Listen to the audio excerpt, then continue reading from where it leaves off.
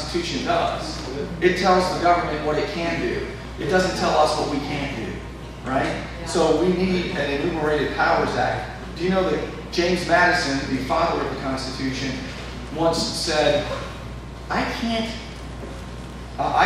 lay my finger on that article of the Constitution which gives Congress the authority to spend our money even on acts of benevolence. It's not there. So I think we need that. Or how about a constitutional amendment that says what Congress gives one American, Congress must give every American. Yeah. How about that? These are real government reforms. These don't mess around in the margins. How about we say, if you're going to pass a law, no matter how good it is, and it might be a good law, you show me which two you're going to take off the book first. It's kind of like if you want to cut down a tree, you grow a tree, but it's a little different. You want to pass a law, you show us which two you're going to take off the books, so that we expand freedom, not contract freedom. That would be a big one. I'll tell you, here's another one of my standards. And I tell these people all the time, if the bill you're working on does not advance freedom and does not protect the family budget, reject it. Or we'll reject you. Now think about that. If it doesn't advance freedom, this is just another way of saying it better be constitutional. But see, young people hear constitutional and they think we're flat Earth Society people, right? So we have to figure out exciting ways to say this. If it doesn't advance freedom and if it doesn't protect the family budget, reject it. Now, I get these ideas by reading old books. Okay, I got that from Barry Goldwater's 1960 book, Conscience of a Conservative. He didn't quite say it that way, but he talked about a conservative's number one agenda should be advancing freedom. And we've forgotten that. Our Republicans have forgotten that. That's why we're in the mess we're in. That's why I'm mad at Republicans. People say, Bernie, are you excited Republicans might do well in November? And I say, maybe if they deserve it, you know, if they deserve it, I am. If they go back to being real conservatives and asking what works, I am. Then I'm excited about it. But I get the feeling that some of these Republicans are kind of like on the wagon, you know, and they're going through the Old West and they're eyeing that saloon again, thinking they're inviting me back in there. And I think when we do vote the good guys in, we need to hold them accountable too. In a polite way. In a way that lifts them, not in a threatening way. All right, how about this one? How about the you first provision? I like the you first idea. You think healthcare is so good, you think government schools are so good, you go first. And maybe we'll follow. You first.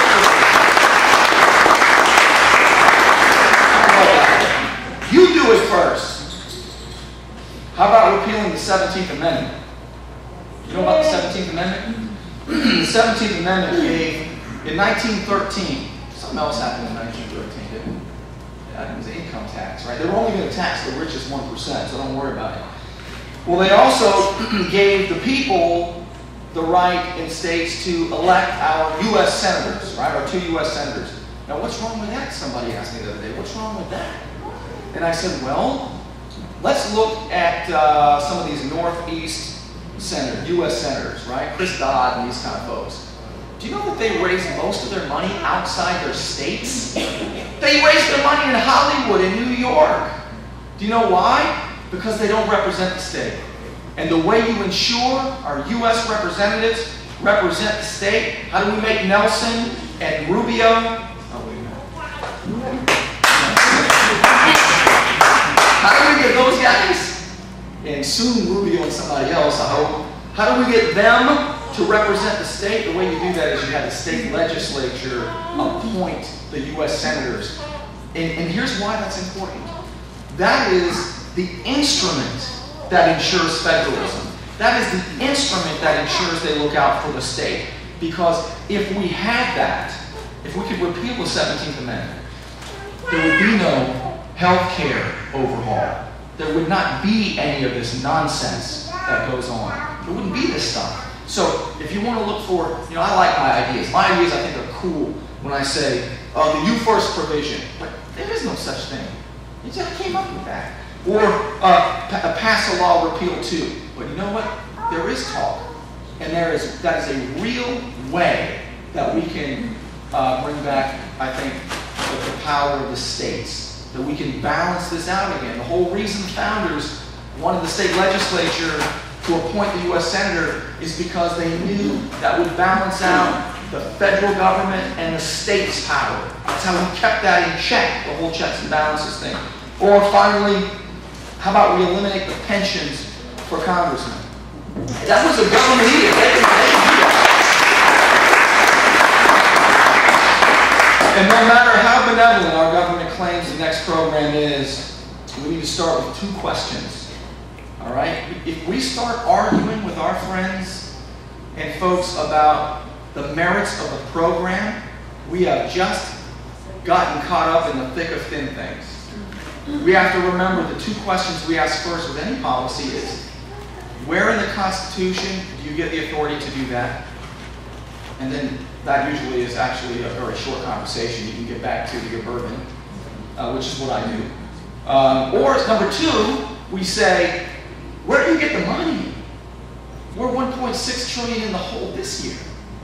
Where do you get the money to do that? To send it to the Palestinians or whatever idea you have. No matter even if it's a great idea, you got to tell us where you get the authority, and you've got to tell us where you get the money. Let's start with those 2 questions. Also, I'd like to ask people this question. What is the proper role of government? Is it to protect each of our rights equally? Or is it to take from some people and give to other people? Which is the proper role of government? You know, Frederick Bastiat wrote a wonderful book. And, you know, if you're so inspired, I can give you 2 book recommendations that will enrich your life. I promise you. The first one is very short. It's only 75 pages. And it was written by Frederick Bastiat. B-A-S-T-I-A-T. And he wrote a book called The Law. Has anybody read The Law by Frederick Bastiat? I'm telling the truth, aren't I? Is it that good? It's a life changer.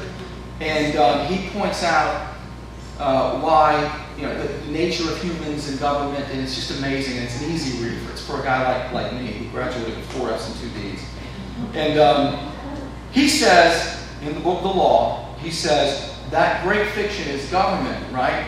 Where everybody tries to live off of everybody else. And that's where we've come. And what is the problem with that? Margaret Thatcher pointed it out. The problem with socialism is eventually you run out of other people's money. Aside from the fact that it's unethical to plunder people for whatever purpose some elected official, ooh, I messed up, elected representative. By the way, these are not officials to me. They are not leaders to me. They are our representatives because we can't meet. We're too busy now. We're too big now. We can't meet under the same liberty tree on the same day at the same time and hash out how we're going to do things. So we elect somebody to go to that legislative palace in D.C. and do it for us under the constraints of the Constitution. We don't just say, okay, you've got a mandate, go do what you want. No, you still have to stay in the constraints of the Constitution. So that's a huge deal. We get seduced so easily by pretty words. We don't, but you know, we do. And I think we've got to take a look at the rhetoric and the reality and look at that gulf in the middle and figure out how to convey that gulf in ways that people who don't agree with us yet will listen. Remember, how to win friends and influence people is not to browbeat them. Anyway, meanwhile, our president is fundamentally transforming America, and I don't allow him to use those words. I call it an overthrow of our economic system and replacing prosperity economics with trickle-up poverty economics, and I won't stand for it, and I hope that you won't either. They don't ask this administration and those in Congress who believe that what's yours is theirs, who believe that you are not a free and dignified human being, but rather you're a resource for their endeavors. They don't ask what works. They don't ask what creates wealth. They don't ask what creates opportunity. They don't ask those questions.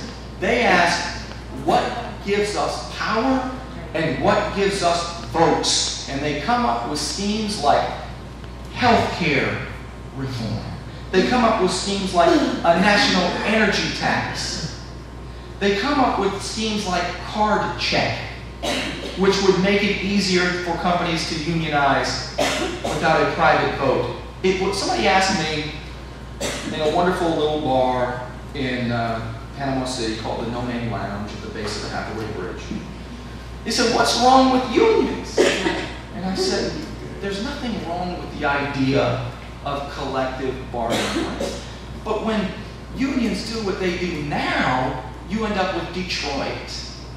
And so if you want all of America to look like Detroit, card checks for you."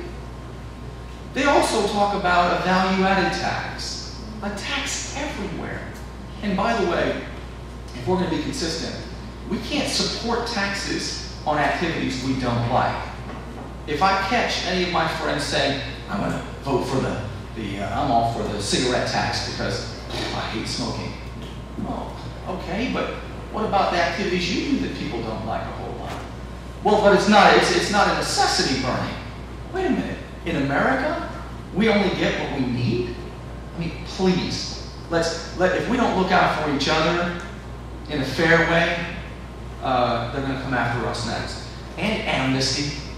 These are the ideas that come up with health care, national energy tax, card check, value-added tax, amnesty. All of this is cocked and loaded at us. And we've got to do what we can do to resist it.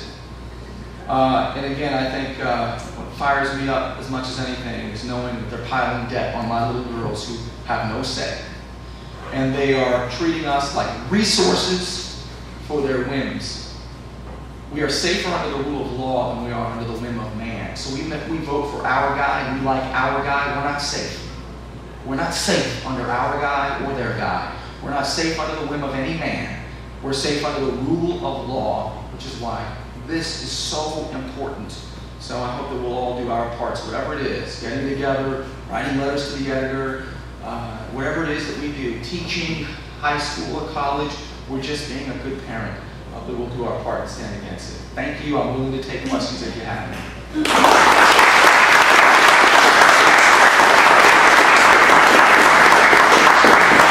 start right there. What was the second book? Yeah. See how I do this? This is why I need my producer yelling that to me. Economics in One Lesson by Henry Hazlitt. Economics in One Lesson. You read that book, and it is short little chapters written for people like us. And we will never be, again, bamboozled by people saying, "Look, we can create jobs." Because we will remember what Frederick Bastiat and Henry Hazlitt later taught us, and that is the poor economist only looks at as what is seen. He looks at the hard hats and goes, "Well, there is a job in there." But the good economist asks, what could there have been? What is not seen? And what is not seen is the two jobs that were sucked out of the real economy for that one government job. You can transfer jobs, but you cannot create jobs in government. So economics in One Lesson and the law. Somebody over here? What are you on the radio? What station are you on? I'm on Talk Radio 101 right now. You can go online and hear it. And some of you listen to it online, I've discovered. TalkRadio101.com. From 6 to 9 in the morning, there's a big red button that says Listen Live, and you can hear it there. And hopefully you'll be able to hear it on the radio in other places come January. My goal is to expand throughout Florida because it's my belief, and I tell former Speaker of the House, Alan Bentz, my dear friend, this all the time, and others, that we have a state to save. So we are hoping to expand throughout Florida and be medium-sized fish in a medium-sized pond rather than a little tiny fish in a huge pond. I'm going to try to just talk to Floridians right now. Let's save this state first.